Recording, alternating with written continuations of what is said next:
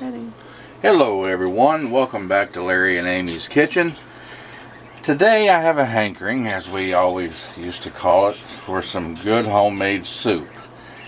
The only problem is sometimes you don't always have maybe exactly what you would like to have to put in your soup.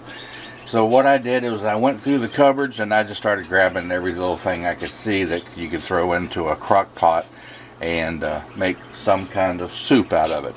And so that's what we're going to do today. Nothing specific. We're just going to be adding cans of this and cans of that and see what happens. So the first thing I'm going to do is add a can of tomato juice right to the crock pot. That'll start off as our base. Can't go wrong with tomato juice. And then what I did is I went through the cupboards and I just started finding things that cans of individual vegetables. Here's some corn. We're going to throw that in. I've got some sliced potatoes here in a can. I'll throw them in. And the thing is, you can always add more if you don't think you got enough. I don't want to have too much because I love soup. And here's some diced tomatoes. But I don't want a whole lot of leftovers when it comes to soup. And here I've got a can of mixed vegetables. We're going to throw that in there too. A whole smodge podge of things that I found on the cupboard.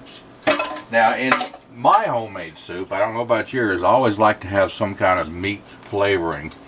And that you can use your imagination. You can use chicken, bacon, pork, ham.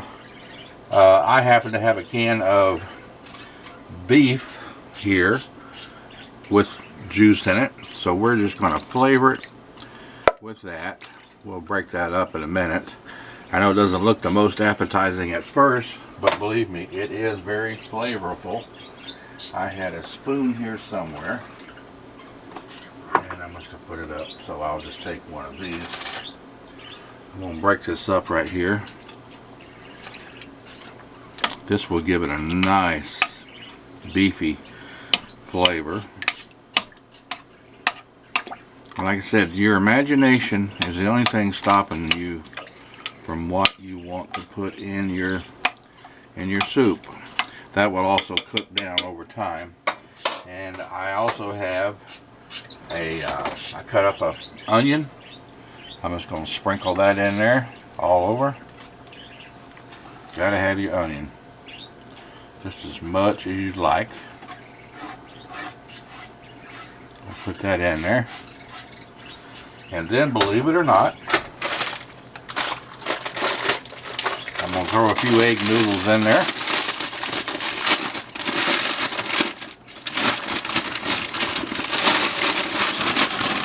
Sprinkle them around.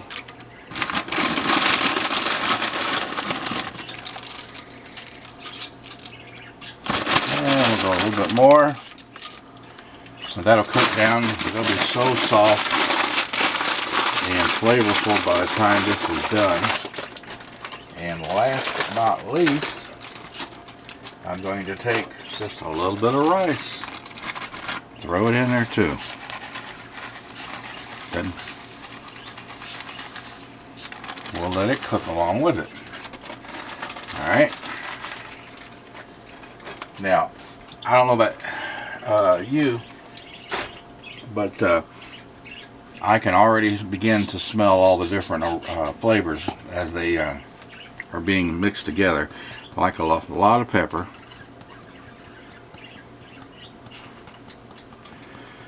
Sprinkle that all over good because it's going to be mixed in.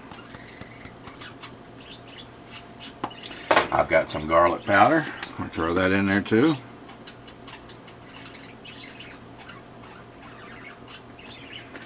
And last but not least, I've got some seasoning salt, which is a little bit of everything. I'm going to sprinkle some of that in there.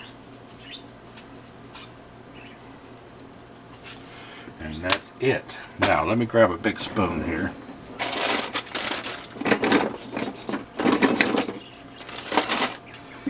We're going to turn this on low, and we're going to let it cook all day. We ain't going to have to worry about doing anything else. In a little while, when it starts cooking, it's going to start to fill the house with a wonderful aroma. So potatoes, mixed vegetables, corn, tomatoes, tomato juice, onions, garlic, pepper, seasoning salt. I've got a little bit of everything in there. If I could find something else, I'd throw it in there too. So anyway, this is going to be our homemade soup tonight for supper. And like I said, we're going to let it cook all day long and just simmer in all them juices and stuff. And I guarantee you it'll be mouth-watering.